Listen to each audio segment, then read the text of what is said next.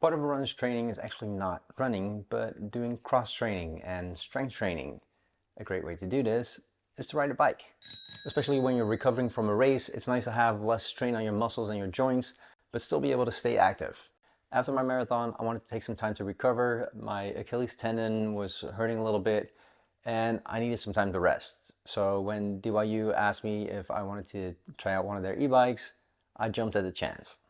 They sent me their C2 model, which came in this huge box. It's a foldable bike, so it was kind of a square package, and I figured I would have a good deal of assembling to do with the bike when it came in.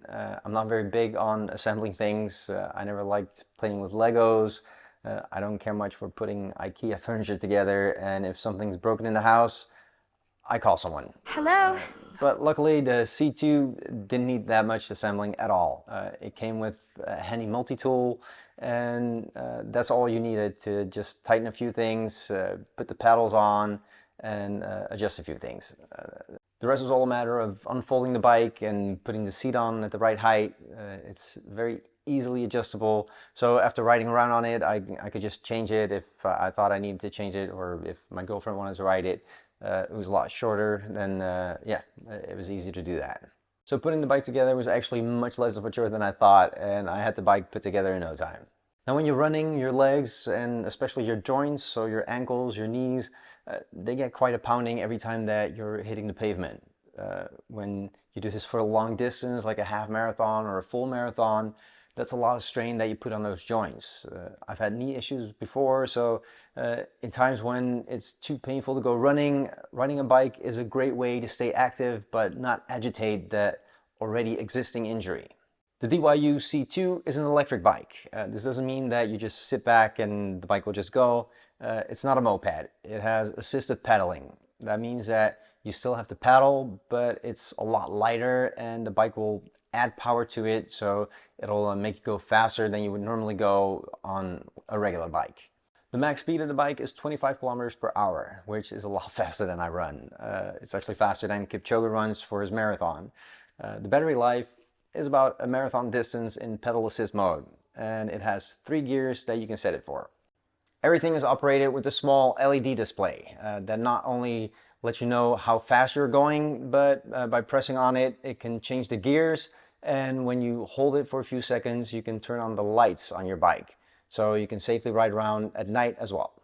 There's front and rear dual disc brakes, and even if you're going at a high speed, they work great if you suddenly need to stop. Folding and unfolding the bike is very easy. By opening the clip on the side, it simply folds in half. You can lower the steering wheel by bending it down, and you get this nice little package that you can easily store or take in your car with you or on the train. They advertise the bike as being great for your commute to work or when you have to get across town. But I'm thinking about trips that I take for races when I go to cities for a very short time, and being able to bring this with me, yeah, I can use it to go sightseeing and make it a lot easier to be able to see a lot more instead of just walking around. So how does it perform? I'd never used an e-bike before, and it definitely took some getting used to.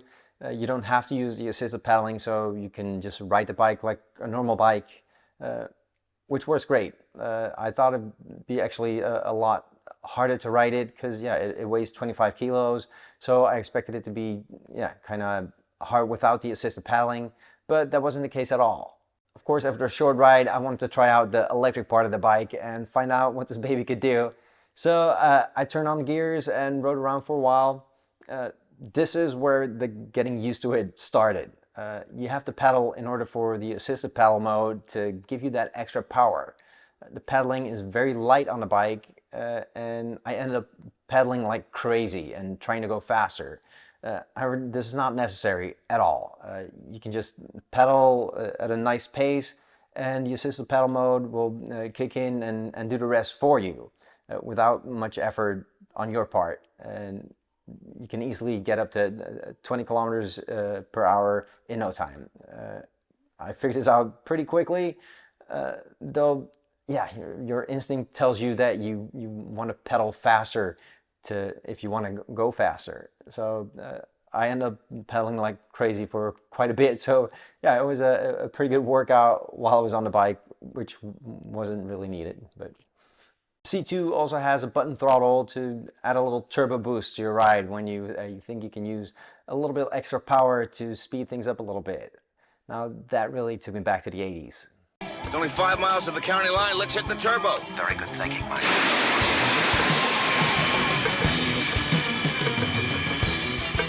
It's a great little boost that really adds some instant power, and because it's a button that you have to press, it's safer than a twist throttle that yeah, you can accidentally twist more easily and move forward when you don't want to. The battery on the C2 lasts quite some time. You can ride around for it for over 40K, but even when you run out of juice, you can always still just ride the bike without the assisted paddle mode. The battery is hidden inside the frame, and you can take it out when you fold the bike open. You can charge it while the battery is in the bike, or you can take the battery out and charge it at your desk or wherever that you want, which is very convenient because you don't always have access to a socket where you store your bike. It also has a locking mechanism, so they can't just fold the bike open and take your battery out. So why the assisted power? Now, for cross training, you might want some resistance while you're paddling. So I can see why you would wonder why an e-bike would be handy for this. As I said, you don't have to use the assisted paddle mode. You can ride with it without it and just keep going till you think, oh, I actually gone out a little bit too far and I still have quite a bit to go home. It's nice to have the assisted paddle mode, so it can help you out to get home a lot easier. Also, with the mode on, the extra paddling that I was doing, which wasn't necessary, it's actually a great workout without much strain on your joints. Even with the assisted paddle mode on, you're moving, and as long as you're moving more than just sitting on the couch. So you're a step ahead. I used to think that e-bikes were all very expensive, but compared to other bikes that I've seen, these are actually very affordable. The C2 costs 799 euros here in the Netherlands. In the US, they go for $599. Now, I've put some links in the description, so you can check them out if you're interested. And they also have a lot of other style bikes. They're all e-bikes, but different styles that you can pick from. So what is it like riding the C2? Having never been on an electric bike before, it's hard for me to compare it in that way. But I've used a lot of different bikes in my life. In the Netherlands, everybody rides a bike. So I've had my share of bikes, from city bikes to mountain bikes to old lady bikes. Yeah, old lady bikes. They're just very comfortable. And compared to those, I found that riding the C2 feels like it's a very sturdy, good quality bike. It's compact, it rides very smoothly. It has great shock absorption thanks to the mid-mounted shock absorber system. And that's all not taken into account that it's electric. That part just makes it even more awesome, especially for those short trips when you want to get somewhere fast and it's just, yeah, very convenient. Here in town, parking is just a nightmare. So a lot of times it keeps me from going into town if I need to get something. But now with the C2, that makes it a lot more convenient to run your errand and yeah, be back in no time. Looking at all the features of the C2 and how convenient it is, I can honestly say I'm really loving this bike. It's a great tool for my run training and to help me with recovery when I need it. It's great to get around on and yeah, be a lot faster than just riding a regular bike. It's easy to take with you, so it fits in the trunk of your car, and on top of that, it comes at an affordable price. So yeah, what's not to love? So check out the links below and have a look for yourself. Check out the other styles that they have. I have some errands to run, so I'm gonna jump on my C2. Until next time, get out there and bike.